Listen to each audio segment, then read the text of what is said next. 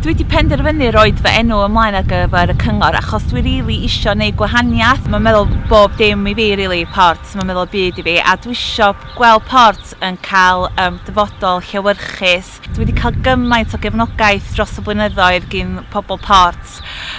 Wastad yma os ti angen rhywbeth. A mae'r cryfder yna di mynd â fi bob man dwi wedi mynd, gwybod bod gynna fi gartra cry a gwreiddiau cry. Mewn ffordd, dwi eisiau talu nôl i Ports am gymaint dwi wedi elwa o ddod o Ports. Ni'n heiddi cael swyddi da o ansawdd. Swyddi ydy'r peth pwysicaf yma, rili. Mwyn i'r economi cael ffynnu ac i bobl cael swyddi da, swyddi o ansawdd efo cyfloga da.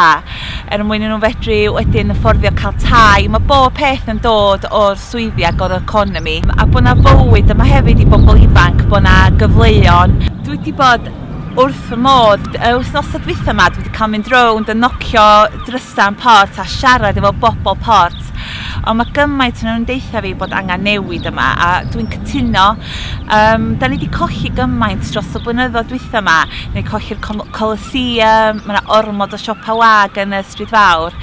Felly dwi'n meddwl mae wir angen gwaed newydd, syniadau newydd a just trio adfywio Ports a dwi eisiau gwella pethau. Mae digon hawdd cwyno, ond trwy fod yn bositif a cynnig fy hun ymlaen a cynnig fy syniadau, dwi'n meddwl fedra i wneud gwahaniaeth i Porthmadog. A mae angen rhyw fath o gynllun economaidd i wella'r stryd fawr ac i reid hwb i bob busnes yn Ports, bob busnes o garage, shop japes, meithrin faoedd, bob dim fel yna, mae rhaid i ni gydweithio fo'n gilydd.